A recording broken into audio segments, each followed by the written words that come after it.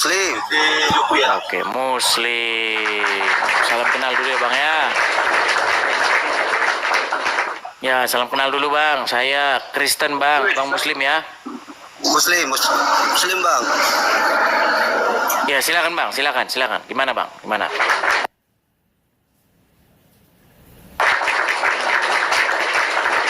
Ini boleh nggak bertanya nih Bang?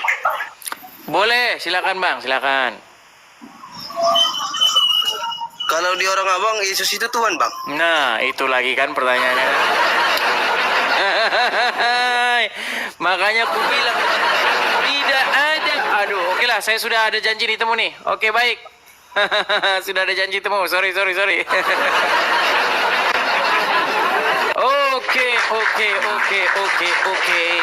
Sudah datang Gus Wafi kita. Sudah saya balas. Ini akun baru saya. Nah, sudah saya balas Gus Wapi dan sudah saya follow balik. Nah, kalau tidak follow balik mustahil kita bisa ketemu di sini. Nah, gitu. Oke, ayo, tema. Gus Wafi, gini loh. Setiap hari Muslim itu datang, kalau di setiap channel Muslim saya perhatikan, entah di tempat saya, maksud saya di setiap channel Kristen, entah di tempat saya, tempat teman saya, semua pertanyaan orang Islam itu sama. Apakah Yesus itu Tuhan? Semua itu pertanyaannya. Tapi saya bahas itu tiap hari sampai bosan. Gimana ini Gus Wapi? Yuk. Apa kira-kira? Tema yang lain lah. Iya, makanya itu setiap Muslim datang ke sini pertanyaannya, apakah Yesus Tuhan? Di mana Yesus mengaku Tuhan? Tuh, Sampai tema saya pasaran bosan itu. bikin tema itu. Tema pasaran itu. Ya, silakan. Apa kira-kira Gus Wapi? Yuk. Kira-kira temanya itu yang tidak bikin debat kusir, yang bukan dogma. Kira-kira saya sebenarnya punya ide bagus itu. Apa? Apa yang harus kita bandingkan antara Bible dengan Quran, tapi kita tidak membahas dogma, tidak membahas keyakinan. Saya punya satu tema yang bagus. Apa? Kenapa isi Al-Quran itu kok isinya nyamain Bible? Itu. Oh, kayak temanya Bang Zuma dengan siapa itu? Bom itu. Saya nggak nonton, tapi saya cuma dengar-dengar mereka membahas apa itu kemarin. Siapakah yang mencuri Taurat, Al-Quran, apa Injil, apa Perjanjian Baru?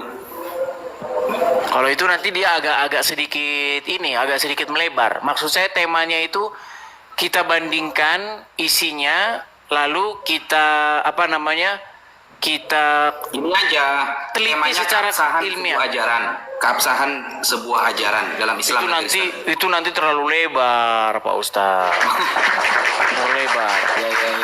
Ya. Saya punya tema bagus sebenarnya. Saya ingin meluncurkan satu buku yang berjudul Bagaimana Kita Mengetahui Quran Menjiplak Bible dengan Keliru. Boleh? Tapi bukunya belum saya terbitkan ini. Kayaknya akhir tahun. Nanti saya jawab buku kamu itu. Kita bahas itu. Siapakah ajarannya yang jiplakan gitu tah? Boleh? Oke, boleh, aman. Baik. Silakan. Berarti Ustaz Wafi duluan. Karena Ustaz Wafi ini kan dari kamu. Oh, dari saya. Oke, Ya, baik ya. santai aja. Ya. Kita sambil ngobrol santai aja. Oke, kita mulai Gus Wafi. Baik.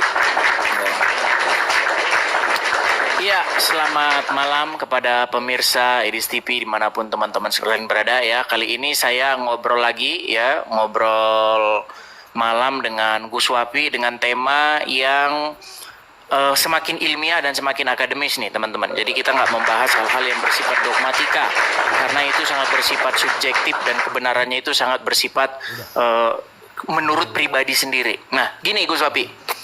Ketika saya mengkaji Bible dengan Al-Quran, saya bedah ya dua kitab itu, saya dapati bahwa isi Al-Quran itu dalam tanda kutip ya. Saya harus menggunakan bahasa yang agak santun juga. Saya lihat itu seperti meniru-niru Bible, tetapi meniru-nirunya itu dengan keliru. Ya, seperti Al-Qur'an itu seperti menceritakan sebuah peristiwa-peristiwa yang terjadi di masa lalu, tetapi seperti terburu-buru dia berceritanya itu. Dan kadang-kadang ceritanya itu menjadi tidak masuk akal. Misalnya saya ambil satu bagian, misalnya bagaimana Bible itu menceritakan tentang Yusuf.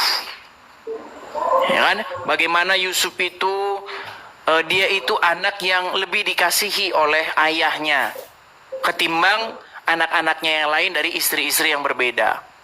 Nah, lalu singkat cerita, Yusuf itu akhirnya dibuang ke sumur, ya kan? Lalu Yusuf itu diambil lagi oleh saudaranya, lalu dia dijual ke Mesir oleh musafir pada waktu itu yang sedang lewat, sebuah kafilah gitu kalau dalam bahasa Bible itu. Nah, yang menjadi masalah adalah muncul Al-Quran ribuan tahun setelah peristiwa itu menceritakan hal yang sama. Tetapi setelah saya teliti, saya baca dengan teliti, saya melihat beberapa kejanggalan-kejanggalan yang sangat luar biasa di sini. Nah, itu satu contoh, belum juga yang lain. Misalnya bagaimana Musa, dia berjalan kalau menurut versi Al-Quran, Musa itu sedang berjalan, ya kan? Dan di malam hari, lalu ada api di situ. Nah, ketika dia melihat api, lalu dia datang mendekati api itu. Nah, ternyata kisah itu pun, kalau bahasa saya, sebenarnya ditiru dari Bible. Karena kisah itu sudah ada dalam Bible. Nah, nanti saya akan menjelaskan, Gus Wafi, menirunya itu bagaimana dan kenapa kita simpulkan itu meniru. Nah, perhatikan di sini yang ingin saya tekankan. Saya tidak mau membahas hal-hal yang bersifat dogmatika atau iman. Karena itu nanti akan bersifat subjektif. Nah, bagaimana cara saya membuktikan secara ilmiah bahwa itu menjiplak? Nanti saya akan jelaskan kronologisnya. Ya, kenapa itu tidak masuk akal dan kenapa itu dijiplak dari Bible. Nah, nanti saya akan tunjukkan, poin yang paling akan saya tunjukkan adalah bagaimana Al-Quran merevisi Al-Quran itu. Ya, Al-Quran merevisi Al-Quran yang lainnya. Jadi, kontradiksi itu terlihat ketika Al-Quran bingung apakah Musa itu dia ditanya oleh Allah apa tidak. Nah, kalau di dalam Injil, di dalam kitab Keluaran jelas sekali. Jadi ketika Musa itu melihat api yang menyala begitu, dia menyala di belukar, tetapi belukar itu tidak termakan api. Kita kalau lihat api di belukar, pasti belukarnya itu angus. Nah, ini Musa melihat sebuah penglihatan yang hebat. Dia melihat api ya menyala di belukar, tetapi belukar itu tidak termakan, tidak hangus terbakar. Nah, makanya di situ Tuhan bertanya kepada Musa, apakah itu yang ada di tangan kananmu, katanya. Lalu Musa menjawab, tongkat. Nah, narasi ini itu dijiplak oleh Al-Quran, tetapi dengan narasi yang nanti akan saya tunjukkan, di mana secara kaidah ilmiah, secara kajian akademis itu lucu. Ya, ingat, saya katakan sekali lagi, saya tidak akan membahas hal-hal yang bersifat iman, tetapi kajian ilmiah nanti akan saya tunjukkan dan nanti akan saya paparkan. Ya, bagaimana itu kita bisa simpulkan menjiplak dan apa kaidah-kaidahnya sehingga itu menjiplak. Nah, untuk pembukaan saya rasa itu saja dulu teman-teman. Terima kasih teman-teman yang memberi support. Terima kasih ya. Ini baru sekedar intermezzo dulu, baru sekedar pembukaan ya. Nanti akan saya tunjukkan bagaimana kita bisa tahu secara akademis itu menjiplak dan apa-apa buktinya bahwa itu menjiplak. Demikian Gus Wafi, kurang lebihnya mohon maaf kalau ada kata-kata yang salah, memang agak sedikit vulgar supaya teman-teman bisa langsung mengerti. Silakan.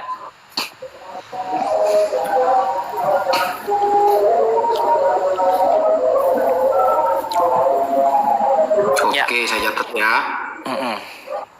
Saya sudah kirimkan waktunya. Oke, bismillahirrahmanirrahim.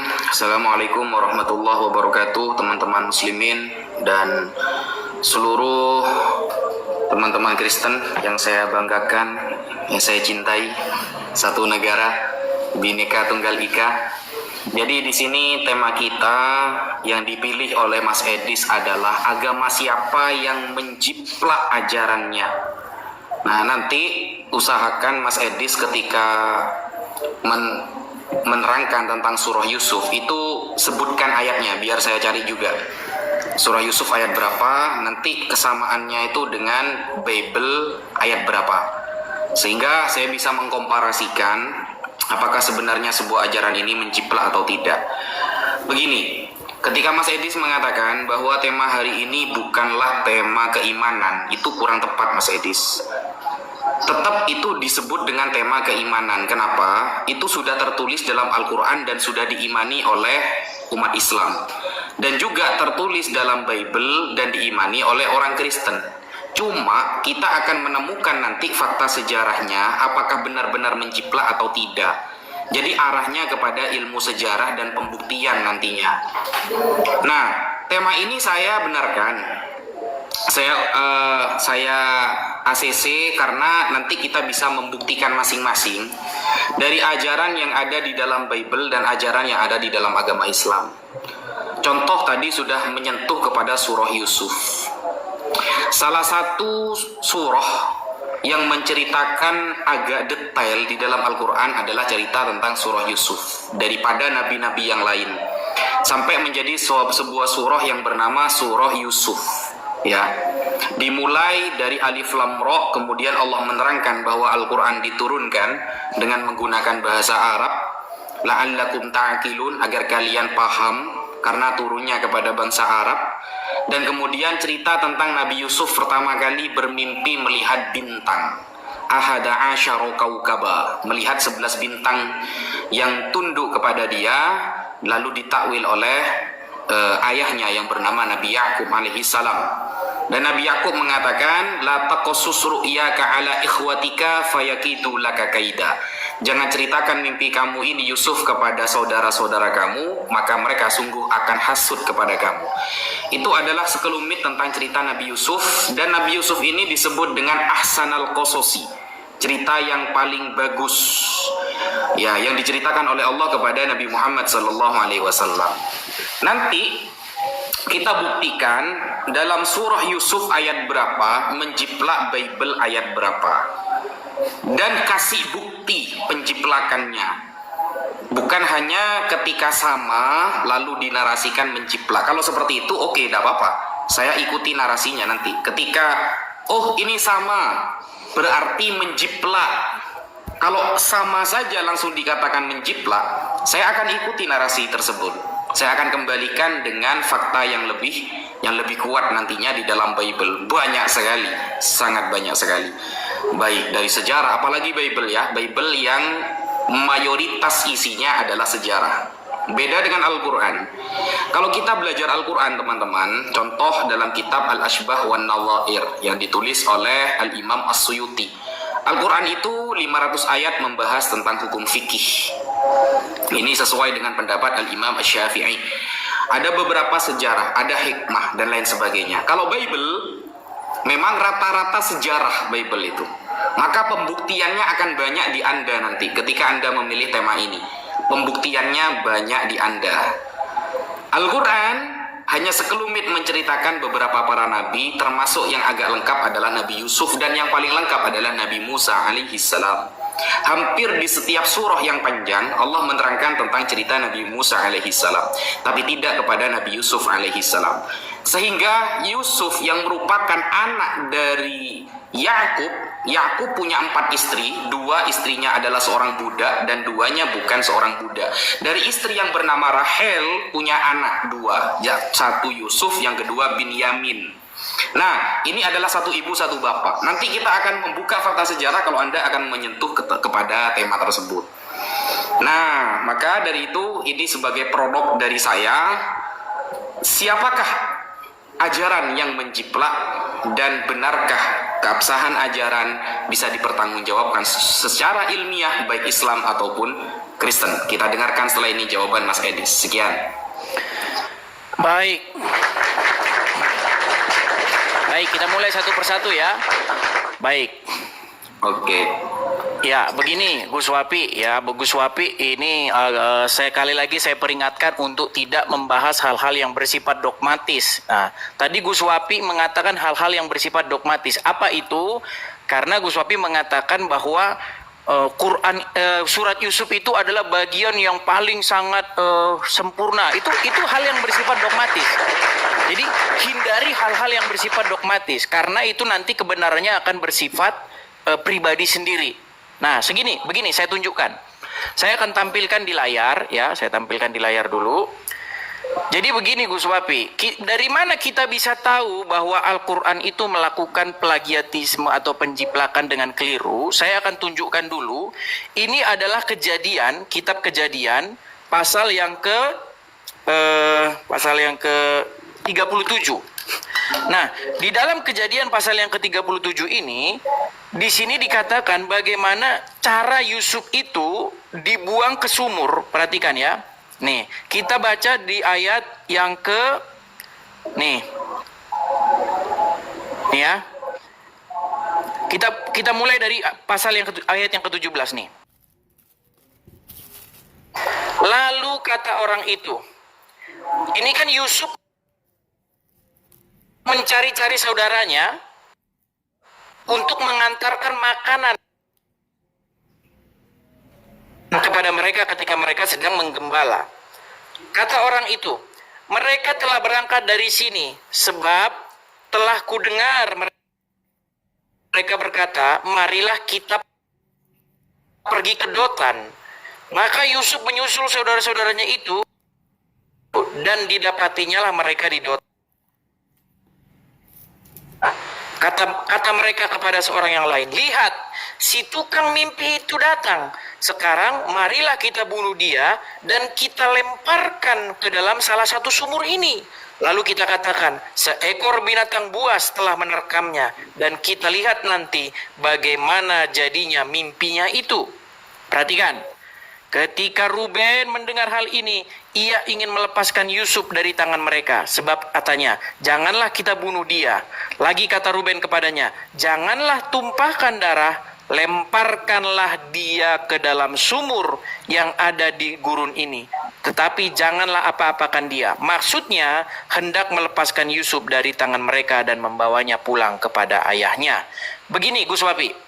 Jadi di dalam narasi Bible, Yusuf itu dibuang ke sumur itu untuk menyelamatkan Yusuf dari rencana pembunuhan. Nah, yang mempunyai rencana supaya Yusuf dibuang ke sumur itu adalah Ruben. Paham ya? Pahami sampai di sini. Jadi mereka hendak membunuh Yusuf, tetapi Ruben mencegahnya dengan kata-kata jangan dibunuh, lempar saja ke sumur. Nah, nanti maksudnya Ruben itu adalah supaya si Yusuf itu jangan jadi dibunuh. Nah, tetapi nih, lihat ya, baru saja Yusuf sampai kepada saudara-saudaranya, mereka pun menanggalkan jubah Yusuf, jubah maha indah yang dipakainya itu, dan mereka membawa dia dan melemparkannya dia ke dalam sumur. Sumur itu kosong, tidak berair. Nah, lalu singkat cerita, mereka ini, makanya kalau saya baca begini nanti habis waktunya. Ini singkat cerita, mereka itu makan. Ketika Yusuf dibuang ke sumur, mereka makan, lalu mereka tidak sengaja melihat seorang kafilah, melihat gerombolan kafilah lewat. Lalu secara tidak sengaja, aksidental, mereka menjual Yusuf di situ kepada kafilah yang lewat. Nah, kita lihat bagaimana kisah ini dijiplak Quran dengan keliru. Perhatikan. Kita buka surat Yusuf ayat ke-8. Nih ya, artinya, ketika mereka berkata, sesungguhnya Yusuf dan saudaranya lebih dicintai oleh ayah kita daripada kita sendiri. Padahal kita ini adalah golongan. Sesungguhnya ayah kita dalam kekeliruan yang nyata. Perhatikan. Nah, ini jiplaknya nih dengan keliru ini. Bunuhlah Yusuf atau buanglah dia ke daerah supaya perhatian ayahmu tertumpah kepadamu saja. Dan sesudah itu hendaklah kamu menjadi orang yang baik. Perhatikan.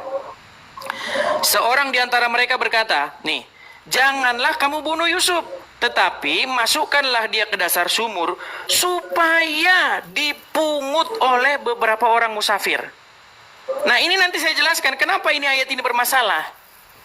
Kenapa orang ini bisa tahu kalau Yusuf dibuang ke sumur, maka nanti akan diambil oleh musafir? Dia tahu dari mana? Apakah memang sudah kejadian biasa musafir itu ngambil-ngambil orang dari dalam sumur? Nah, ini nanti saya jelaskan. Hanya saja waktunya habis, nanti saya akan jelaskan panjang lebar. Silakan. Silakan. Sambil saya membalikkan kamera, silakan Gus Wabil. Oke, Bismillahirrahmanirrahim. Saya belum menemukan pertanyaan ya. Pertanyaannya belum saya temukan. Kayaknya belum selesai narasinya tadi itu. Iya, karena waktunya udah habis duluan. Ya, jadi begini. Ini saya baca ya. Uqatulu Yusufa awitrahuhu ardai yakhlu lakum wajhu abikum wa takunu min ba'dihi qauman shalihin. Bunuhlah Yusuf atau buanglah dia ke suatu tempat agar perhatian ayah tertumpah kepadamu, dan setelah itu bertobatlah sehingga kamu akan menjadi kaum yang soleh.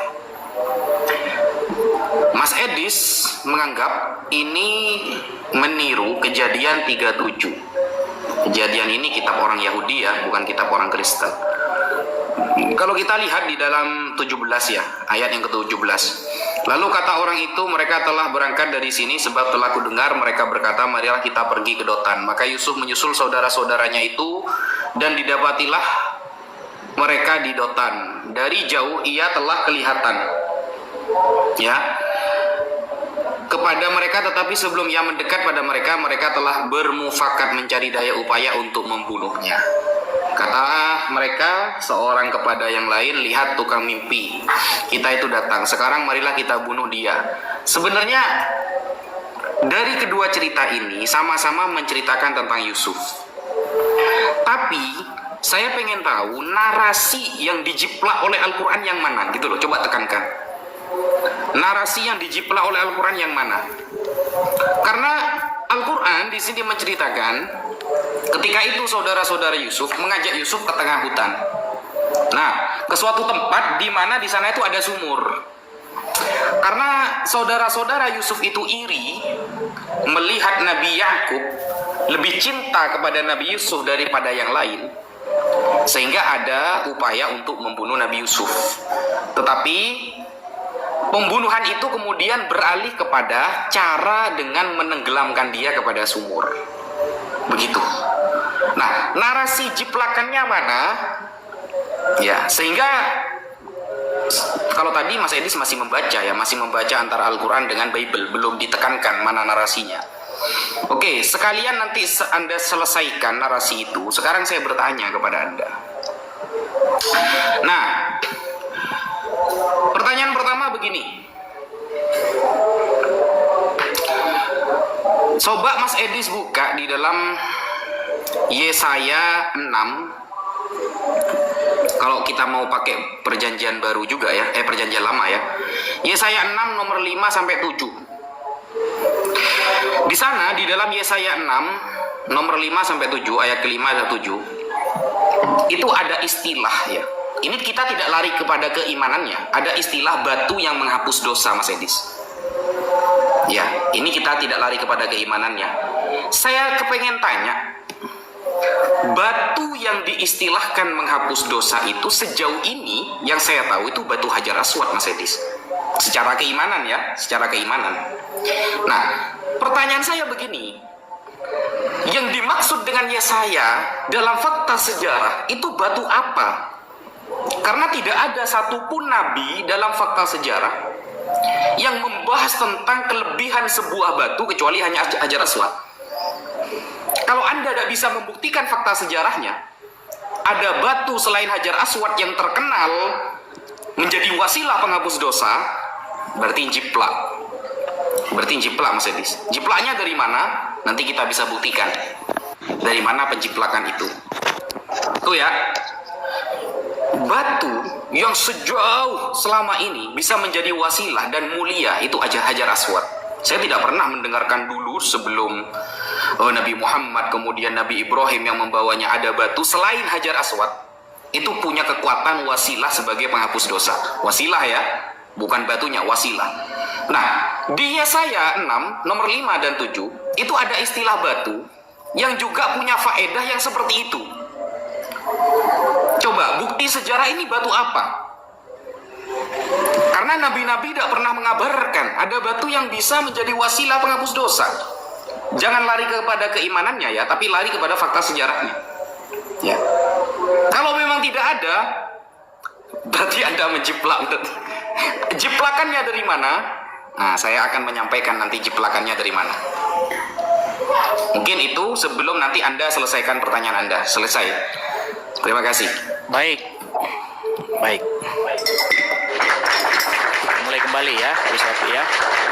Baik, tadi saya belum sempat mengutarakan di bagian mana ada plagiatismenya, tetapi keburu waktunya habis. Jadi begini Gus Wapi, pertama-tama yang harus kita ketahui bahwa jauh sebelum Al-Quran ada, itu cerita kisah tentang Yusuf itu sudah ada di Bible. Itu dulu poinnya.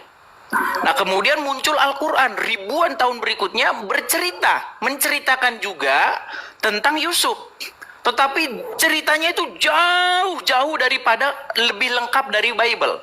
Karena Bible itu lebih lengkap. Dikatakan peristiwanya itu terjadi di mana, di Dotan dan lain sebagainya. Tadi sudah saya bacakan. Nah, poinnya itu begini, di mana penjiplakannya secara keliru. Nah, kalau di dalam Bible, perhatikan Gus Wapi. Dibuangnya Yusuf ke sumur itu adalah upaya Ruben untuk menggagalkan pembunuhan. Jadi mereka ingin membunuh Yusuf kan? Lalu mayatnya itu ingin dibuang ke sumur. Lalu dikaranglah cerita, marilah kita cerita bahwa dia dimakan binatang buas. Tapi Ruben, orang yang paling tua, anak yang paling tua, bilang, jangan, lempar aja dia ke sumur. Maksud Ruben melempar dia ke sumur itu supaya nggak jadi dibunuh. Nah, kemudian setelah mereka makan, mereka melihat segerombolan kafilah lewat. Lalu Yehuda berkata, jangan kita bunuh dia, tapi kita jual aja dia kepada kafilah ini. Nah, dijuallah dijuallah Yusuf kepada kafilah yang lewat itu dan mereka membawanya ke Mesir. Nah, di dalam Al-Quran, di dalam surat Yusuf ayat yang ke-10, itu tidak terjadi di padang gembala. Itu terjadi di rumah. Ya, dikatakan begini.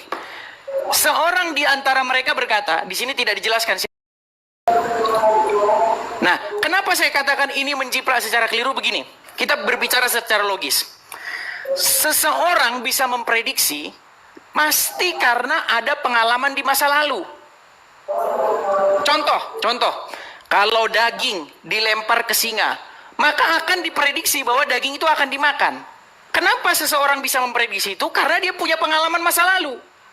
Entah itu dia lihat di TV, entah itu dia lihat di kebun binatang. Kalau singa itu kalau dikasih daging pasti dimakan. Itu namanya pengalaman masa lalu. Seseorang bisa memprediksi karena pengalaman hidupnya. Itulah kenapa bayi, dia tidak punya pengalaman masa lalu. Makanya kalau ada bayi, api itu dipegang sama dia. Makanya kalau bayi masih merangkak, ya belum bisa jalan, ada api dipegang sama dia. Nanti dia setelah pegang itu dia nangis, kepanasan. Nah, itu akan merekam, di kepalanya itu akan terekam bahwa api itu panas. Jadi nggak bisa dipegang.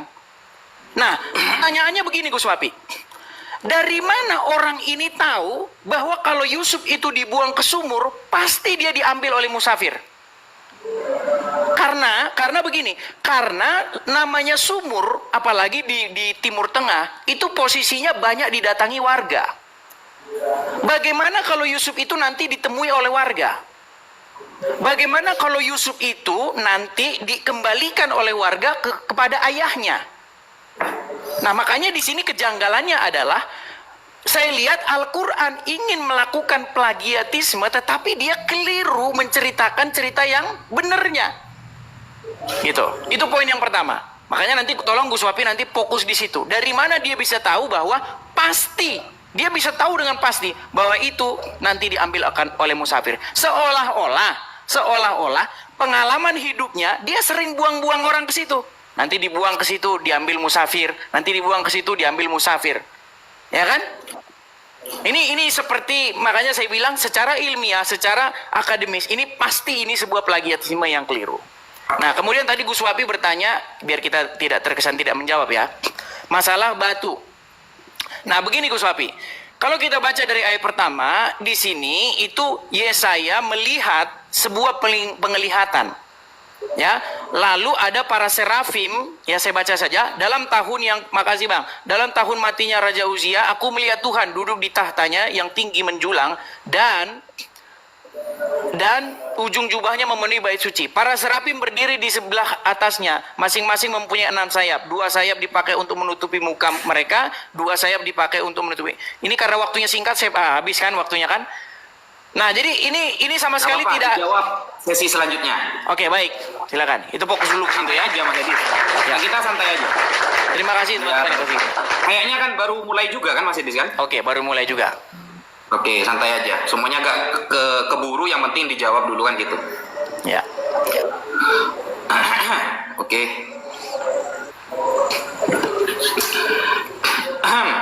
Bismillahirrahmanirrahim. Gini teman-teman, Mas Edis tidak punya data sebenarnya apakah Al-Quran menjiplak, cuma dia punya pemikiran yang logik. Kenapa kok dibuang ke sumur? Karena nanti ada ba'dus sayyarah, ada sebagian orang yang musafir ke sana yang akan mengambil di sumur tersebut, seolah-olah tempat itu sudah diketahui sebelumnya, kan begitu? Sudah dilewati oleh orang-orang yang musafir di sana, sehingga pemikirannya harus ada pengalaman nih. Harus ada pengalaman bahwa memang sumur itu biasa dilewati para musafir, sehingga ada pemikiran nanti Yusuf akan diambil oleh si musafir, kan begitu. Sebenarnya Mas Edis tidak ada data Al-Quran menjiplak Bible, nggak ada.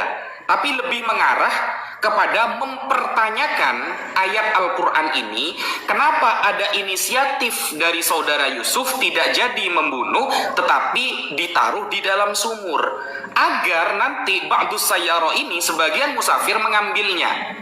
Nah, saya kasih jawaban Mas Edis. Jawabannya tidak perlu di dalam kitab lain, cukup di dalam fakta sejarah dalam Islam Mas Edis. Tidak perlu kitab orang Yahudi Mas Edis, tidak perlu. Ini ya,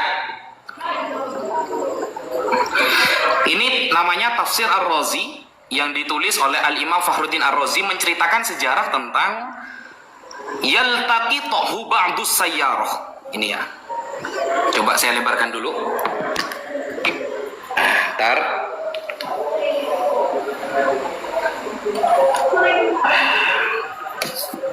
Oke. Nah, ini ya. Yaltaqituhu ba'dus sayyarah. Nanti tujuannya Yusuf itu akan ditenggelamkan ke sumur agar diambil oleh ba'dus sayyarah, oleh sebagian orang yang, terima kasih teman-teman ya, orang yang lewat di sana. Wadzalika, kenapa kok ada ide seperti itu? Li'annal tilkal bi'ra, karena sumur itu, sumur yang dijadikan tempat Nabi Yusuf ditenggelamkan, kanat ma'rufah, sumur itu sudah banyak diketahui orang di sana. Wa kanu yuriduna 'alaiha katsira, dan banyak orang-orang yang mengambil air di sumur itu. Wa kana ya'lamu annahu idza turiha fiha, dan saudara Yusuf itu tahu kalau nanti Yusuf dibuang ke dalam sumur itu, jazakallah teman-teman, yakunu ila salama aqrab, maka keselamatan Nabi Yusuf lebih dekat kepada selamat, gak jadi dibunuh. Li'anna sayyarah, karena para musafir idza jazu waraduha, ketika lewat di sumur itu pasti ngambil air dulu untuk meneruskan perjalanannya ke Mesir. Wa idza waruduha, ketika orang sebagian orang musafir itu pasti akan mampir ke sumur tersebut, maka syahadu, mereka akan menyaksikan di dalam sumur itu dzalikal insan fiha, bahwa di dalam sumur itu ada manusia. Wa idza syahadu, ketika melihat ada manusia, akhrajuhu wa dhahabu bihi, maka mereka akan mengeluarkan manusia itu, yaitu Nabi Yusuf, dan akan pergi dengan anak yang ada dalam sumur itu. Nah, ini ternyata fakta sejarahnya sudah dijawab oleh para ulama Mas Edis. Waduh, ternyata para ulama kita itu keren kali saudara. Apa yang dinarasikan oleh Mas Edis sudah terjawab puluhan ratusan tahun yang lalu. Bahwa sumur itu sudah diketahui, memang sumur itu tempat Kalau di tol itu apa namanya ya? Rest area. Rest area di daerah itu untuk terus ke Mesir adalah sumur itu untuk mengisi air. Nanti perjalanannya akan diteruskan ke Mesir. Itu sudah terjawab. Wa kanal bi'ra ma'rufa. Dan bi'r ini, sumur ini sudah diketahui sebagai rest area untuk perjalanan terus ke Mesir. Gimana? Dia selamat datang di kebenaran. Nah, jadi saya hanya menunggu jawaban dari Mas Edis. Istilah batu yang spesial itu hanya batu Hajar Aswad di dalam Al-Quran. Apakah yang dimaksud dengan batu yang disampaikan oleh Yesaya nomor 6? Apakah itu menciplak Al-Quran tentang batu Hajar Aswad atau itu batu lain? Fakta sejarahnya mana? Ada batu yang spesial kecuali batu Hajar Aswad. Sekian. Terima kasih. Baik. Baik. Saya akan mulai dari pertanyaannya ya supaya nanti sempat menjawabnya ya. Ya. Baik, jadi mengenai batu yang di dalam Yesaya itu Gus Wafi, itu sama sekali bukan berbicara mengenai hal-hal yang bersifat fisik. Karena kalau kita baca dari ayat awal, itu adalah sebuah penglihatan. Bagaimana di situ Yesaya melihat penglihatan akan Tuhan di bait suci. Nah, tetapi Yesaya itu merasa bahwa dia tidak layak sebagai penyampai firman Tuhan itu. Karena dia berkata, aku ini seseorang yang najis bibir. Nah, lalu malaikat Serafim mengambil di situ dikatakan sebenarnya bukan batu seperti batu-batu bukan. Tetapi sebuah koral, maksudnya areng, maksudnya bara. Jadi orang-orang Yahudi mereka itu dalam sebuah ritual peribadatannya mereka itu membakar.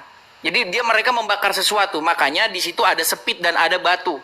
Batu untuk membakar korban bakaran itu. Nah, batu itu sebenarnya yang dimaksudkan di situ. Jadi itu tidak berbicara mengenai batu sama sekali seperti yang dipikirkan oleh Muslim seperti batu Hajar Aswad. Oke, kita kembali ke tema awal. Begini Gus Wapi, tadi kan kita sudah lihat perbedaan nyatanya bahwa yang membuang ke dalam sumur itu mereka sendiri. Mereka buang ke sumur, lalu mereka makan. Nah, secara tidak sengaja, secara eksidental, ada kafilah lewat. Makanya Yusuf tuh dikeluarin lagi sama mereka. Dikeluarin kemudian dijual oleh orang yang lewat ini. Nah, yang menjadi cerita di dalam Al-Quran, ceritanya bukan begitu. Ceritanya, mereka itu sudah berencana buang Yusuf ke sumur supaya nanti ditemukan oleh musafir. Makanya tadi pertanyaan saya, dari mana mereka bisa tahu dengan pasti bahwa Yusuf itu diambil oleh musafir? Karena namanya sumur itu kan sesuatu yang sangat vital, kebutuhan rumah tangga yang sangat vital di masyarakat itu. Yang menjadi pertanyaan, mengapa tidak tetangga-tetangga atau penduduk sekitar sumur yang menemui Yusuf? Ya kan? Kenapa tetangga-tetangga yang di sekitar sumur itu tinggal tidak mengambil Yusuf? Ada anak nih jatuh di dalam. Ayo kita kembalikan kepada orang tuanya. Nah, itu lebih logis, lebih akademis. Makanya cerita di dalam Al-Quran ini sangat patut diduga melakukan plagiatisme dari dalam Bible tetapi secara keliru. Nah, yang menjadi pertanyaan Gus Wapi makanya tadi, dari mana mereka bisa tahu dengan pasti bahwa nanti Yusuf itu akan diambil oleh musafir yang lewat, kemudian tidak dikembalikan kepada bapaknya. Lagi pula kalau kita memang serius, sebenarnya alasan di dalam Al-Quran bahwa mereka ingin membunuh Yusuf itu apa? Karena kalau kita lihat di peristiwa selanjutnya, Yusuf itu kayak belum bisa jalan, kayak masih bayi. Itu ketahuan dari ayat-ayat berikutnya, bagaimana mereka membuat alasan kepada bapaknya. Kami sedang bermain-main, kami taruh Yusuf, ya kan, di dekat barang-barang, lalu serigala, dikatakan di situ serigala memakannya. Ini menjadi satu indikasi bahwa Yusuf di dalam Al-Quran ini masih bayi, belum bisa jalan, ataupun setidak-tidaknya dia masih merangkak. Nah, di dalam tafsir Ibnu Katsir saya lihat itu umurnya masih 7 tahun. Jadi disinilah yang saya bilang ada sebuah kekacauan di sini, bagaimana Al-Quran menceritakan Yusuf di dalam Bible tetapi dengan kekacauan seperti itu. Ingat, kekacauan di sini bukan sudut pandang iman, tetapi sudut pandang akademis, sudut pandang ilmiah. Ya kan? Coba tolong itu poin itu ditunjukkan. Nanti saya akan tunjukkan plagiatisme lain Dan ini Zuma sudah berkata ya, saya sudah debat dengan dia dan dia bilang begini, ada kemungkinan, perhatikan, akan saya upload video dia bilang begini, ada kemungkinan Al-Quran melakukan plagiatisme terhadap Bible. Itu Zuma sendiri yang bilang. Nantikan videonya saya akan upload ya. Nah, sekarang begini, saya minta Gus Wapi tolong pertegas ya. Dari mana mereka bisa tahu bahwa Yusuf itu pasti diambil oleh musafir? Dan kalau kita baca di dalam narasi Bible, itu sumur tua yang tidak lagi didatangi oleh warga. Dikatakan di dalam Bible jelas sumur itu kosong, tidak berair. Nah, di dalam Al-Quran ini tidak dijelaskan apakah sumur itu kosong atau berair atau tidak. Nah, tetapi dapat dipastikan ini sumur masih aktif di dalam Al-Quran. Karena dia bisa tahu musafir nanti akan ke situ. Nah, makanya saya bilang kejanggalannya bukan kejanggalan secara dogma, tetapi kejanggalan secara akademis. Dari mana saudara-saudara Yusuf itu bisa tahu dengan pasti kalau Yusuf dibuang ke sana, pasti nanti dibawa ke Mesir. Hilang, tidak lagi kembali ke rumah. Silakan.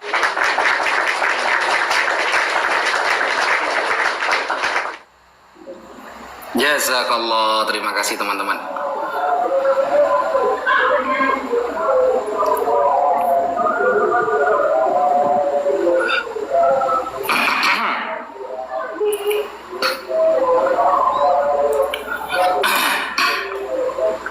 Oke, bismillahirrahmanirrahim. Sepertinya pertanyaan Mas Edi sudah saya jawab ya, bahwa fakta sejarah waktu itu di dalam kitab para ulama. Jadi saya nggak mengambil data di luar Islam, Mas Edis. Anda kalau memaksakan apa yang ada di dalam Bible itu disama-samakan dengan Islam, Anda sudah tidak ilmiah di sini. Karena tema kita itu, kita itu, Mas Edis, ajaran siapa yang menjiplak, maka saya harus bisa mempertanggungjawabkan secara data Islam bahwa bagaimana keadaan sumur tersebut. Keadaan sumur tersebut saya harus bisa mempertanggungjawabkan secara Islam. Ternyata sumur itu sudah banyak diketahui masyarakat. Itu yang pertama. Itu belum Anda bantah. Sudah banyak diketahui masyarakat sumur itu. Nah, otomatis orang yang musafir, dia tidak akan punya pemikiran sumur itu ada airnya atau tidak. Karena orang yang musafir pasti datang dari luar kota. Dan itu adalah tempat rest area untuk meneruskan perjalanannya ke Mesir. Pasti berhenti dulu. Toh nanti ternyata nggak ada airnya, dia akan melihat manusia di sana, yaitu Nabi Yusuf. Begitu. Nah, logika sejarah yang saya baca belum terbantahkan. Kecuali musafirnya orang sana, Mas Edis. Orang sana yang sudah tahu itu nggak ada air, ngapain dia ke sana, kan begitu. Musafirnya orang sana, tetangga. Ngapain ke sumur itu, nggak ada airnya. Ternyata yang dilafatkan oleh Al-Quran adalah ba'dus sayyaro, sebagian orang yang di luar kota yang datang lewat sumur itu. Logik, kalau orang yang nggak pernah datang ke sumur itu melihat sumur ada air apa tidak. Nah, itu logik banget gitu loh. Sehingga melihat Nabi Yusuf akhirnya diangkat. Dan sumur itu, dzalikal bi'r ma'ruf indahum. Mereka semua tahu kalau di sana ada sumur. Memang ada sumur di sana. Itu logik banget, saya kira. Sedangkan pertanyaan saya nggak dijawab pakai data sama Mas Edis. Pertanyaan saya nggak dijawab pakai data. Itu adalah penglihatan katanya. Penglihatan dari Yesaya. Ingat Mas Edis, kalau kita merujuk kepada bahasa teks asli, batu bara, arang yang dinarasikan dalam Yesaya 6, nomor 6 dan 7, ini ya. Ini bahasa aslinya Mas Edis ya. Ini ya, bahasa aslinya kalau kita lihat Mas Edis. Ya, arang yang di dalam ayat itu, kata aslinya adalah rispah. Ya, ini ya, rispah. Nah, rispah ini apa artinya? Definisinya adalah batu panas atau trotoar atau batu bara yang membara. Maka itu bisa diartikan, bahasa simpelnya adalah batu yang panas atau trotoar. Nah, rispah dari akar kata apa? Ratspah, yang berarti menata jalan atau meletakkan batu. Beneran batu ini. Beneran batu. Meskipun tidak ada padanan langsung dalam bahasa Yunani untuk rizqah, konsep pemurnian dan api dapat dikaitkan dengan kata-kata Yunani seperti pur, strong, yang berarti api. Ini batu beneran, bukan penglihatan ini. Biar selamat datang di kebenaran. Jadi di sini kita bisa tahu bahwa tetapi seorang daripada Sefarim itu terbang mendapatkan aku. Di tangannya ada bara, ya. Bahkan dirasakan ini batu yang hidup. Ini ya. Coba kita lihat batu yang hidup. Ini ya kan kata rispah. Nah, rispah.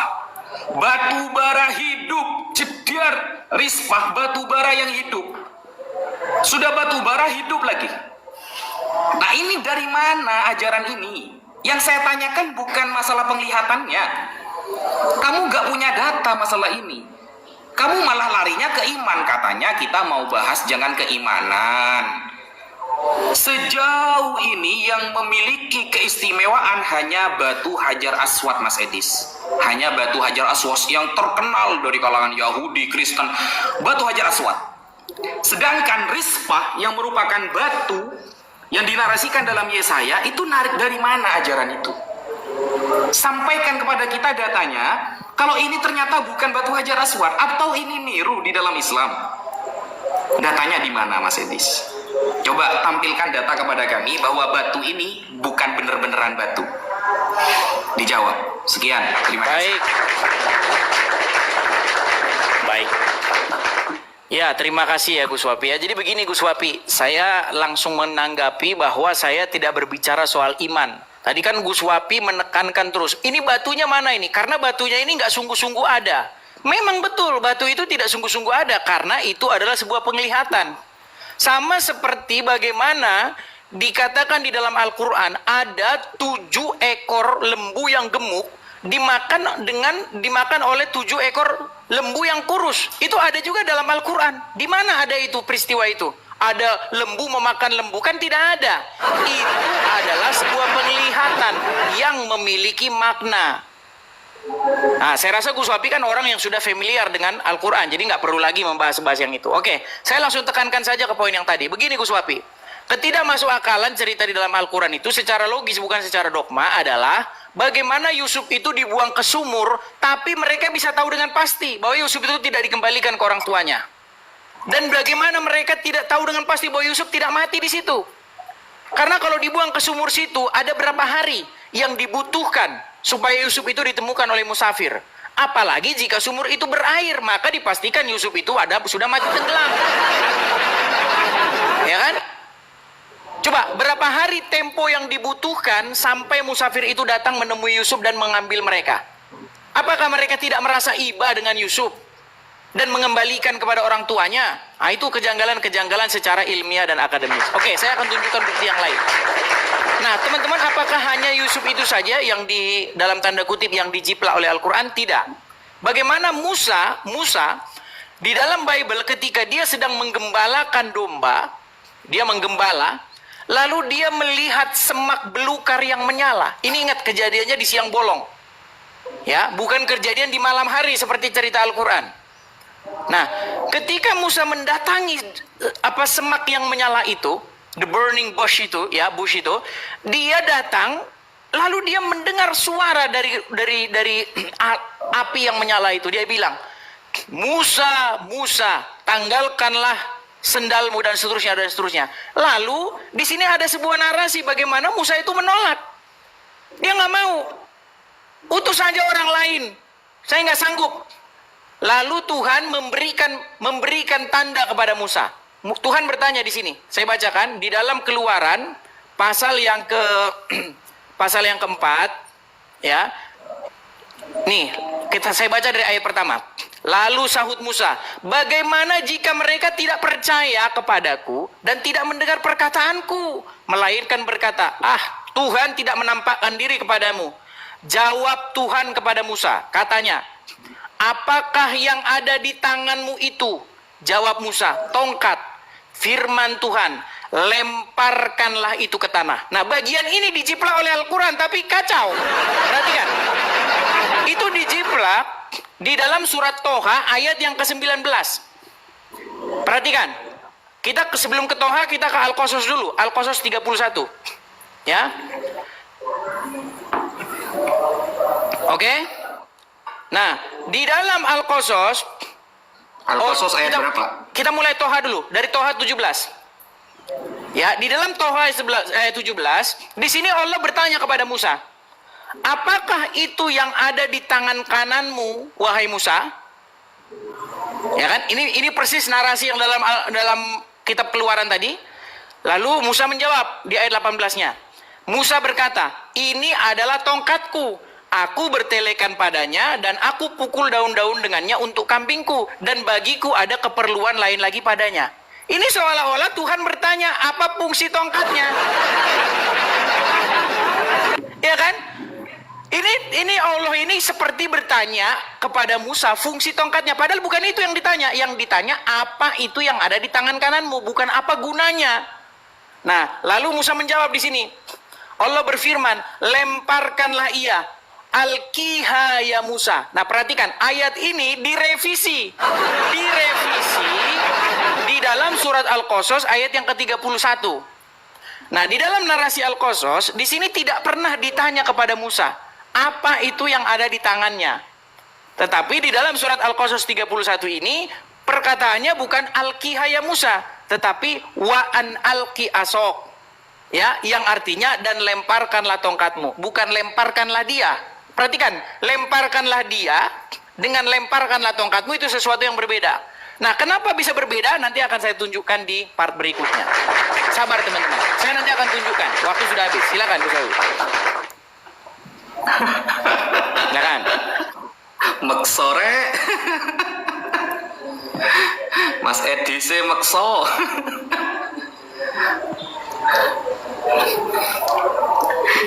Mas Edi maksa banget gitu loh.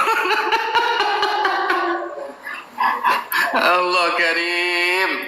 Mas Edis, kalau antum berdiskusi dengan yang lain, mungkin antum bisa berkelit lidah ya. Khusus diskusi sama saya Mas Edis, mohon maaf, jangan berkelit Mas Edis. Saya itu bertahun-tahun belajar tafsir hadis gitu loh. Sekali Anda berkelit, di sana jurang Anda dalam kekalahannya. Ini ya Mas Edis. Pertanyaan saya di awal belum dijawab. Ini hanya dikatakan penglihatan katanya. Ini ya, ini bukan penglihatan. Ini judul perikopnya apa? Yesaya mendapatkan panggilan Allah. Jedar. Ini Yesaya mendapatkan panggilan Allah loh. Ini bukan orang seperti mimpi yang Anda kaitkan dengan Al-Quran itu. Ada 7 lembu memakan 7 ada 7 tumbuhan memakan 7 lembu. Bukan. Ini Yesaya mendapat panggilan Allah. Sehingga dalam tahun matinya Raja Uzia, aku melihat Tuhan duduk di atas tahta. Jadi ini Yesaya sedang diangkat menjadi nabi ini. Menjulang dan ujung jubahnya memenuhi bait suci. Para sefarim berdiri di sebelah atasnya, masing-masing mempunyai 6 sayap. Ini ketika dia dipanggil oleh Allah akan menjadi nabi, gitu loh. Jangan ngarang-ngarang ini mimpi. Lalu dikaitkan dengan Al-Quran mimpi itu. Gak bisa, gitu loh. Aduh. Jadi Yesaya melihat bukan mimpi. Jangan disamakan dengan 7 tumbuhan yang memakan 7 lembu dalam Al-Quran. Itu jelas mimpi kalau itu. Nabi Yusuf mimpi itu tidur. Ini melihat dalam keadaan sadar ketika akan diangkat menjadi nabi. Itu batu apa itu? Kan gitu. Ngarang-ngarang Mas Edis. Ini ya, kalau mimpi, seumpamanya saya kasih kejadian. Kalau mimpi ini seperti ini Mas Edis. Mimpi itu seperti ini nih. Kejadian 20 nomor 3. Ini ya. Di malam hari Halia khila bahalom dalam mimpi. Nah, ini dalam mimpi, dalam malam hari tidur. Mimpi ini namanya. Yesaya 20 nomor 3. Coba buka Yesaya 20 nomor 3. Nih ya. Kejadian 20 nomor 3. 20 nomor 3. Nih, tetapi pada waktu malam Allah datang kepada Abimelekh dalam suatu mimpi serta berfirman. Nah, ini mimpi namanya. Nih, ini mimpi nih. Apa mimpi dalam bahasa Ibrani? Mimpi apa artinya? Shalom, ya shalom atau kholom, mimpi. Ya ini mimpi ini berasal dari kata akar ini ya shalom, khalam, yang berarti bermimpi. Ini ya saya bukan mimpi bro. Dalam teks Ibraninya saya bukan mimpi. Dia sadar bukan mimpi. Melihat dia itu, gitu loh. Ah ngadi-ngadi Mas Edi di sini. Berarti belum terjawab ya pertanyaan saya di awal, belum terjawab. Kasih data Mas Edi, kasih data. Saya kan tadi nunjukin data kan bahwa sumur itu ma'ruf, diketahui orang. Setiap orang yang perjalanan tanpa tahu itu ada apa namanya itu ya, ada air atau tidak, dia pasti mampir di sumur tersebut. Nah, ma'ruf. Nah, gitu loh. Mimpi itu ngelindur ya. Ngelindur, orang itu mimpi itu. Contoh ya seperti ini contohnya lagi.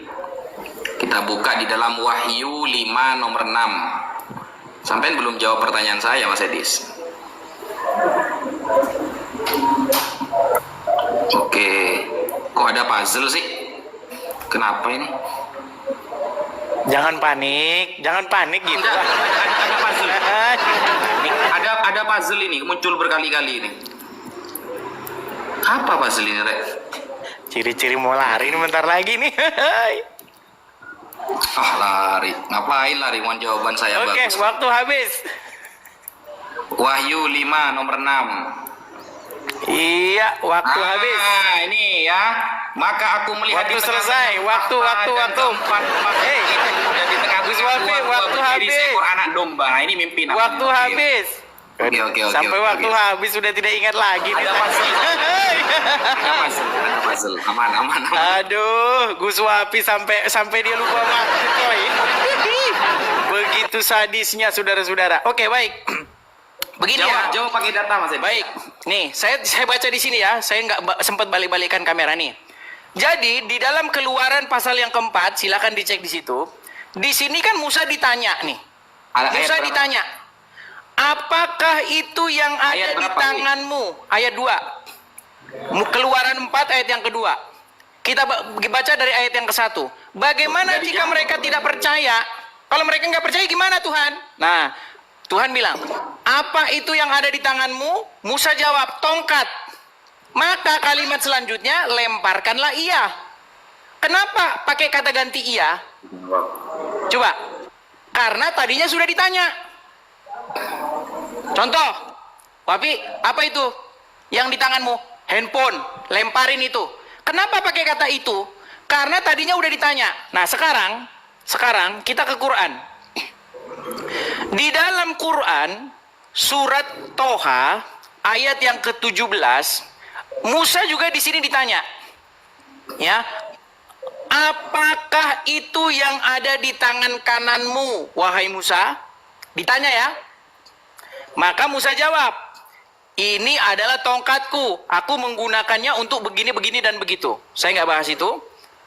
Dan Allah berfirman, wa alkiha ya Musa. Perhatikan, kata-katanya alkiha. Lemparkanlah itu, lemparkanlah dia. Dia tongkat itu maksudnya.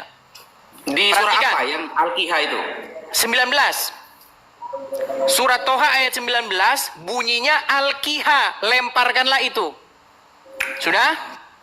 Tapi ayat ini direvisi di surat Al-Qasas ayat yang ke-31. Al-Qasas. Di sini tidak ada Al-Qiha. Tidak ada di sini lemparkanlah ia, tetapi lemparkanlah tongkatmu. Ini agak sedikit mendalam ini. Apa bedanya lemparkanlah ia dengan lemparkanlah tongkatmu? Bedanya apa? Lemparkanlah ia itu merujuk ke tongkat. Lemparkanlah tongkatmu, jelas bunyinya tongkatmu. Bedanya di mana? bedanya di sini. Menurut versi Al-Qasas 31, Allah itu nggak pernah nanya. Dia nggak pernah nanya. Dia langsung, tidak ada angin, tidak ada petir, ngomong, lemparkanlah tongkatmu. Kata-kata lemparkanlah tongkatmu menjadi satu indikasi bahwa Allah sebelumnya belum nanya apa itu yang ada di tangannya. Tetapi lemparkanlah ia itu mengindikasikan bahwa sebelumnya ditanya apa itu yang ada di tanganmu, baru kalimat selanjutnya adalah lemparkanlah ia. Nah, saya mau tanya sama Gus Wapi, yang mana yang diucapkan Allah kepada Musa? Lemparkanlah ia, bahasa Arabnya alqiha, atau wa an alqi asok, lemparkanlah tongkatmu. Ini jelas kontradiksi yang nyata. Nah, nanti kalian akan jelaskan. Nah, sebenarnya poinnya di sini, apa sih alasan Allah suruh lempar-lempar tongkat? Alasannya apa? Coba. Di dalam Bible alasannya itu adalah karena Musa itu bilang sama Tuhan, kalau mereka nggak percaya sama saya gimana? Coba. Suruh-suruh saya ke Mesir, mau dan sebagainya. Kalau mereka nggak percaya gimana? Nah, Tuhan menunjukkan kepada Musa bahwa Tuhan akan memberikan tanda. Karena di ayat berikutnya nanti dikatakan, jikalau mereka tidak percaya kepadamu, maka engkau harus melemparkan tongkat, mengambil air dari sungai, dan lain sebagainya, dan lain sebagainya. Itu tanda-tanda mukjizat yang ingin dibuat di hadapan orang Israel, bahwa Musa sungguh-sungguh diutus. Nah, yang menjadi pertanyaan kepada Gus Wapi, coba, alasan Musa disuruh lempar-lempar tongkat itu kenapa? Dan tolong jawab itu. Ini agak dalam ini, Gus Wapi. Kalau Gus Wapi nggak paham, ini sangat kita repot ini. Coba di dalam surat Al-Qasas, adakah di situ Musa ditanya apa itu yang ada di tangan kananmu? Nggak ada. Musa nggak ditanya. Makanya tiba-tiba berbunyi, lemparkanlah tongkatmu. Ini nggak ada angin, nggak ada petir. Lemparin tongkatmu Musa. Tapi di ayat yang lain bukan lemparkanlah tongkatmu, tetapi lemparkanlah ia. Coba fokus. Saya rasa teman-teman udah nangkep apa yang saya maksud. Silakan. Silakan.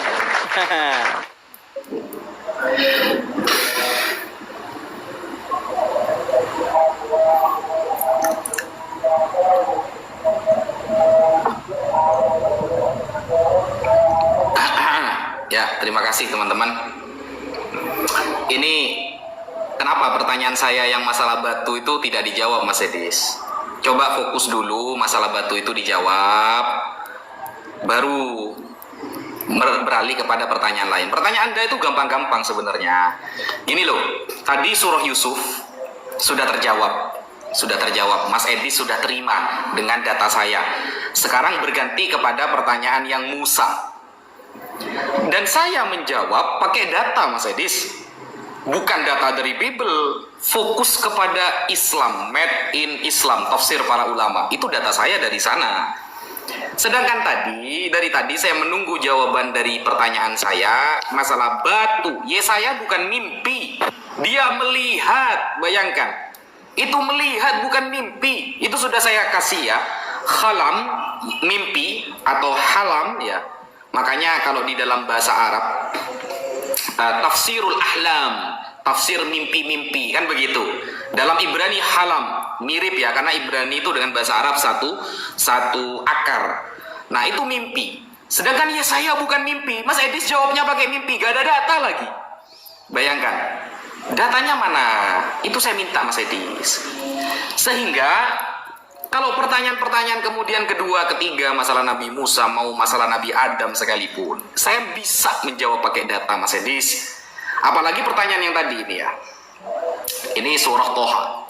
Berawal dari ayat ke-17. Wa ma tilka biyaminika ya Musa. Apa yang ada di tangan kananmu, wahai Musa?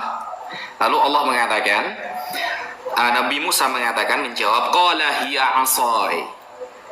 Ini adalah tongkatku. Atawakka'u 'alaiha wa ahushu biha ala ghanami waliya fiha ma'aribu ukhra. Jadi tongkatku ini bisa apa? Ya, aku bersandar kepada tongkat ini, merontokkan daun-daun dengan tongkat ini untuk makanan kambingku dan memiliki keperluan lain. Itu perbincangan Allah, perdiskusian Allah dengan Nabi Musa.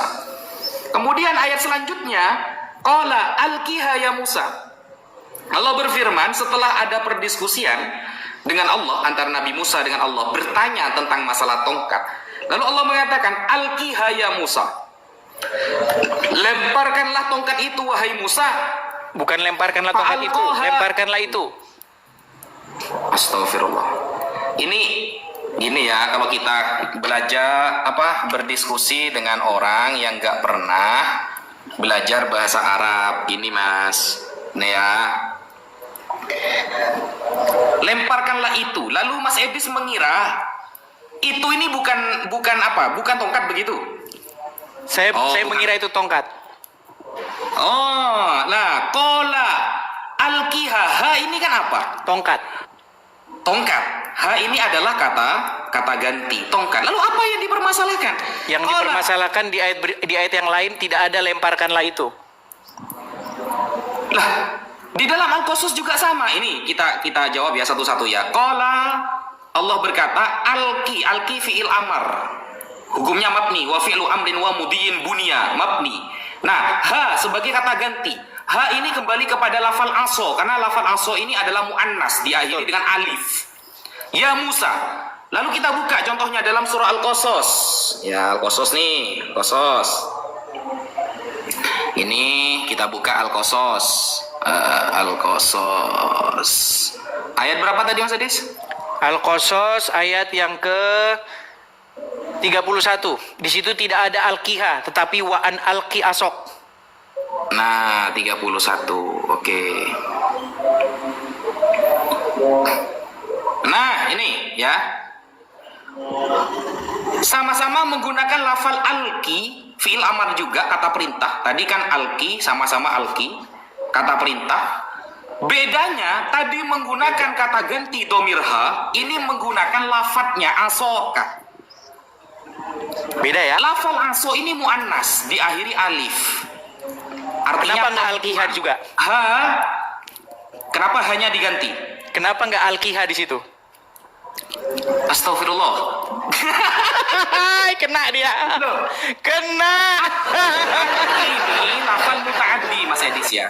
Lafal muta'addi membutuhkan kepada maf'ul. Maf'ul mau disebutkan Oke, atau waktu diganti saya. isim domir sama saja. Waktu saya. Ini Kena saya kasih dia. contoh yang lain ya. Kena. Saya kasih contoh yang lain selain ini. Wah, Saya kasih contoh sudah yang lain. merah Ini saya wajahnya. kira pertanyaannya Sudah merah. apa guys gitu loh. Ini nih saya kasih contoh yang Waktu lain. udah habis loh, Gus. Oke lanjut. Oke. Baik. Teman-teman sekalian, saya akan tunjukkan ya bagaimana di saya sini kasih contoh yang lain. sebuah revisi, terjadi sebuah revisi. Saya balik dulu kamera saya ya.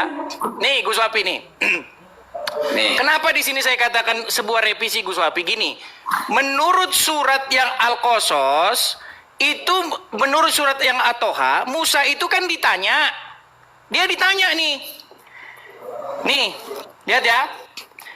Menurut surat Al-Qasas, Jawab surat dulu yang At-Toha. batu, weh. Gimana? Jawab dulu yang batu. Sebentar, ini fokus kita nih, lihat nih. Qala, berkata, ya kan? Apa di sini dikatakan? Alqiha. Kenapa alqiha? Karena ha ini merujuk kepada tongkat. Karena tadinya udah ditanya nih, apa itu Musa? Tongkat ya Tuhan, ya Allah. Alqiha, lemparkanlah itu. Oke, jadi tongkat sudah diganti dengan kata ganti ha, yang artinya itu. Nah, sekarang kita ke surat At-Toha, Al-Qasas 31. Apakah di sini bunyinya alqiha? Di sini bunyinya bukan alqiha. Bunyinya jelas-jelas di sini wa an alqi asok. Asok. Kenapa di sini asok? Kenapa di sini dikatakan lemparkanlah tongkatmu, bukan lemparkanlah ia? Karena di sini nggak pernah ditanya. Musa di sini nggak pernah ditanya apa itu yang ada di tangannya. Di sini nggak pernah ditanya. Nah, yang menjadi pertanyaan begini, Gus Wapi. Coba, menurut surat Al-Qasas ayat 31, pernahkah Allah bertanya kepada Musa tentang apa yang ada di tangannya? Jawabannya sudah pasti tidak pernah. Makanya perintahnya bukan alqiha, tetapi wa an alqi asok. Wa an alqi asok, lemparkanlah tongkatmu. Kenapa lemparkanlah tongkatmu? Karena Musa tidak pernah ditanya.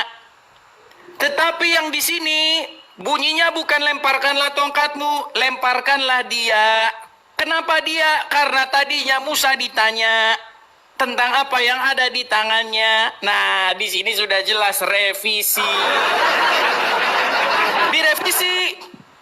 Ya, jadi jangan jauh-jauh melihat manuskrip masa lalu. Di dalam Al-Quran langsung direvisi. Nah, pertanyaan saya kepada Gus Wapi. Coba, manakah firman Allah kepada Musa? Al-Kiha, ya, qala al-kiha atau wa an alqi asok, yang mana?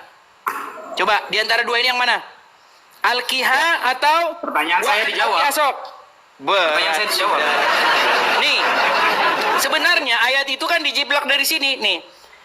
Lalu sahut Musa, bagaimana jika mereka tidak percaya kepadaku dan tidak mendengarkan perkataanku, melainkan berkata, Tuhan tidak menampakkan diri kepadamu.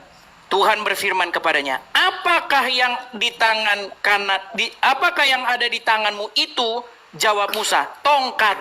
Jadi Tuhan nanya ini bukan karena dia nggak tahu apa yang ada di tangannya, tahu. Apa itu yang di tanganmu? Tongkat. Firman Tuhan, lemparkanlah itu ke tanah. Dan ketika dilemparkannya ke tanah, maka tongkat itu menjadi ular, sehingga Musa lari meninggalkannya. Tetapi Tuhan berfirman kepadanya, ulurkanlah tanganmu dan peganglah ekornya. Musa mengulurkan tangannya, ditangkapnya ular itu, lalu menjadi tongkat di tangannya. Supaya mereka percaya bahwa Tuhan Allah nenek moyang mereka, Allah Abraham, Ishak dan Yakub, telah menampakkan diri kepadamu. Jadi tujuannya adalah untuk membuat tanda mujizat. Nah, di dalam Al-Quran tiba-tiba aja Allah nyuruh lempar-lempar. Ngapain? Nah, makanya saya bilang, mustahil Quran itu datang sebagai penyempurna. Bukan menyempurnakan, tetapi melakukan plagiatisme.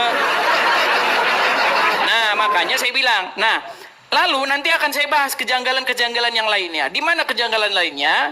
Di dalam Al-Quran ini Musa ngapain bawa tongkat ini? Buat apa dia bawa tongkat? Nah, di dalam Bible narasinya itu Musa itu sedang menggembalakan kambing domba mertuanya. Nih, lihat ya. Nih, adapun Musa, ia biasa menggembalakan kambing domba mertuanya, yaitu Yitro. Jadi ketika dia menggembala domba itu, dia lihat api. Nah, di dalam Al-Quran, nanti apinya buat ngangetin badan. Nanti akan saya tunjukkan. Silakan, udah habis waktunya. Berat, saudara-saudara. Oke, silakan. Oke. Ini saya terangkan ya. Tapi pertanyaan saya nggak dijawab ya, heran saya. Kenapa Mas Edis kok udah dijawab yang batu tadi? Halo, Mas Edis? Ya, silakan, Mas Wapi. Kenapa kok udah dijawab yang batu tadi? Saya pengen nanya dulu. Tadi kan sudah saya jawab, penglihatan. Silakan. Loh, itu kan itu kan bukan mimpi, bro. Karena kamu kan mimpi. Itu ketika dia jadi nabi. Gitu loh. Jawablah. Gitu. Kok malah lemes kayak gitu orang ini? Ini nih ya, nih. Saya jawab pakai ilmu nahwu. Ini harus menjelaskan ilmu nahwu sorofnya berarti, guys. Berat. Kecuali gini, Mas Edis. Kecuali sampean itu bisa mengkritik ilmu nahwunya gitu loh. Ini ya. Ini saya terangkan. Fi'il muta'addi. Apa fi'il muta'addi? Fi'il itu kata kerja muta'addi yang butuh kepada objek. Jadi fi'il muta'addi adalah kata kerja yang butuh pada objek atau maf'ul dalam ilmu nahwu shorof. Contoh, doroba Zaidun Muhammadan. Doroba sebagai fi'ilnya, kata kerjanya memukul. Zaidun sebagai objek, Zaid memukul. Sebagai subjek, objeknya yang dipukul adalah Muhammadan. Ya, ini didengarkan ini, kamu gak jawab. Ya, Zaid memukul Muhammad. Muhammad sebagai objek. Ini namanya fi'il muta'addi. Nah, sekarang kita bahas ini ya. Alqi asoka. Alqi ini adalah fi'il amar yang fa'ilnya mustatar wujuban, disimpan secara wajib karena kata perintah.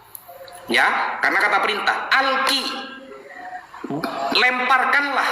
Siapa subjeknya? Musa, karena menggunakan fi'il amar maka subjeknya disimpan.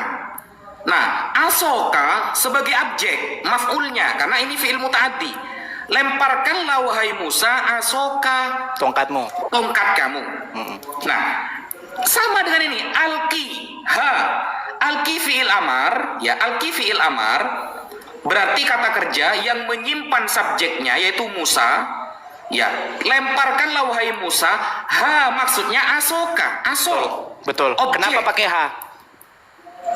Lah, kecuali begini Mas Edis, sampai menemukan dalam literatur bahasa Arab tidak boleh ha ini disebutkan sebagai fa'ilnya, tidak boleh. Sebagai objeknya, maf'ulnya. Nah, baru kamu akan mengatakan, wah ini direvisi. Loh, Lah, sampai kenapa alki bukan alkiha? Ya Kenapa itu, Alkia? makanya saya jelaskan, tunggu dulu, ini waktu saya kan, jangan dipotong, gitu loh. Sampai Anda kalau menemukan di dalam bahasa Arab, fi'il muta'addi wajib menyebutkan maf'ulnya, baru. Berarti ada revisi nih, salah nih Al-Quran secara tatanan bahasa Arab. Ternyata penyebutan objek atau diganti dengan isim domir itu ha, ada huwa, ada hu, ada huma. Ini sama saja ini, gak ada bedanya, gak merubah makna ini bro.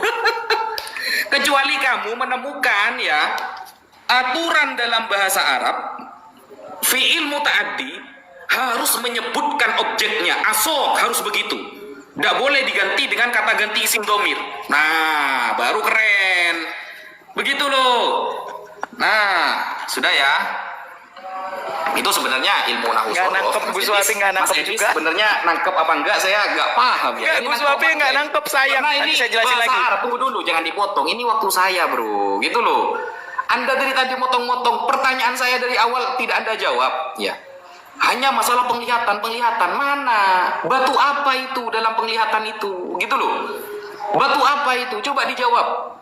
Saya pengen dengar jawaban Anda menggunakan data bahwa penglihatan yang datang kepada Yesaya itu bukan Yesaya tidur, bukan.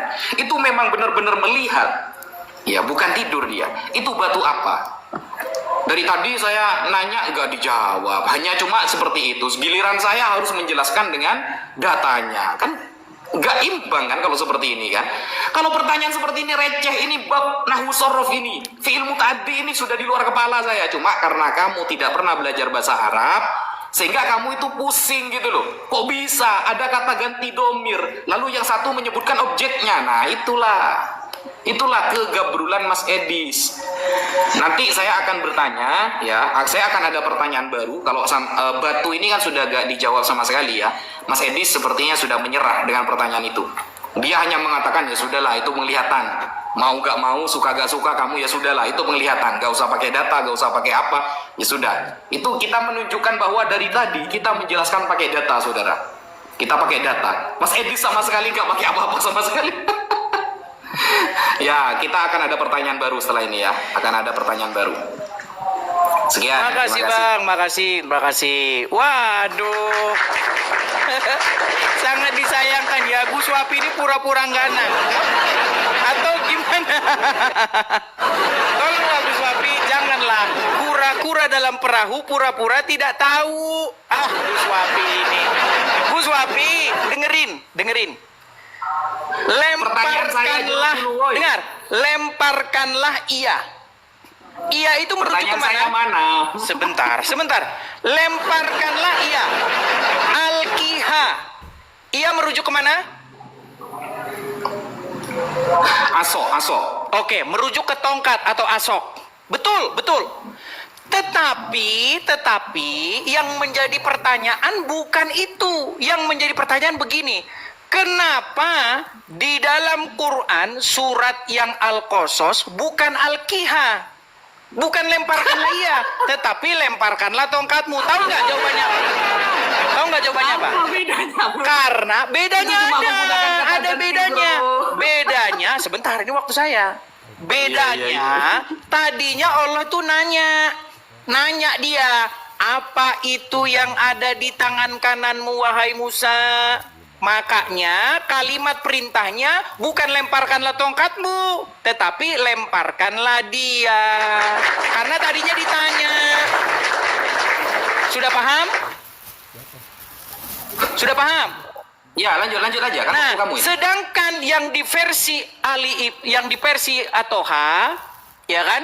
Yang versi Al-Qasas nggak pernah ditanya. Musa itu nggak pernah ditanya. Coba cari kalau ada Musa di sini ditanya. Makanya bunyinya bukan Al-Kiha, tetapi bunyinya lemparkanlah tongkatmu, bukan lemparkanlah dia. Memang kata dia itu memang merujuk ke tongkat. Saya paham, saya tahu Gus Wapi. Tapi kenapa kalimatnya tidak sama? Contoh nih, contoh. Gus Wafi bertemu dengan Edis. Edis nanya sama Gus Wafi, Gus Wafi, apa itu yang di tanganmu? Gus Wafi jawab, HP. Saya bilang, lemparkanlah dia. Nah, lalu ada pertanyaan. Apa yang diucapkan Edis kepada Gus Wafi? Lemparkanlah ia atau lemparkanlah HP-mu? Ayo. Kalau saya bilang lemparkanlah HP-mu Gus Wafi, tidak ada saya nanya sama Gus Wafi. Tahu-tahu saya datang, Gus Wafi lemparin HP-mu. Saya nggak nanya itu. Apa itu yang di tangan kananmu? Nah, saya rasa Anda sudah paham nih. Kalau pura-pura nggak paham lagi, nggak tahu lagi saya. Makanya saya bilang, wa an alqi asok, ya, dan lemparkanlah tongkatmu, direvisi oleh surat Toha. Jadi Al-Kiha bukan wa'an Al-Ki asok lagi, sudah berubah. Nah, jadi pertanyaannya sekarang poinnya, ini poinnya. Mana yang benar? Allah nanya dulu kepada Musa tentang apa yang ada di tangannya, atau nggak pakai nanya, langsung lemparkanlah tongkat. Nggak pakai nanya-nanya. Kalau dalam Bible jelas, Tuhan bertanya dulu. Makanya bunyinya bukan lemparkanlah tongkatmu. Di dalam Bible tidak ada bunyinya lemparkanlah tongkat. Tidak ada. Tetapi lemparkanlah itu. Karena tadinya sudah. Kiranya semua video yang saudara saksikan boleh menjadi pembelajaran dan menjadi berkat bagi kita semuanya. Dan lewat video ini kita semakin semangat dan semakin setia dan semakin dekat dengan Tuhan. Sebagai orang-orang yang percaya, patutlah kita banyak belajar dan membaca Alkitab sebagai pusat iman kita dan lebih meyakininya agar iman kita tidak goyah sampai Tuhan Yesus datang kedua kali. Sampai jumpa di video berikutnya. Tuhan Yesus memberkati. Shalom.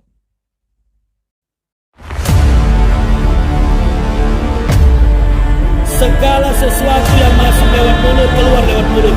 Jadi tidak mungkin ada orang kerasukan roh jahat kalau tidak orang itu pernah jadi tumbal setan. Dalam nama Yesus, dalam nama Yesus, segala nama, segala nama. Dalam nama Yesus, Menjauhi kejahatan, tulang ini punya kerajaan surga di dalam amin.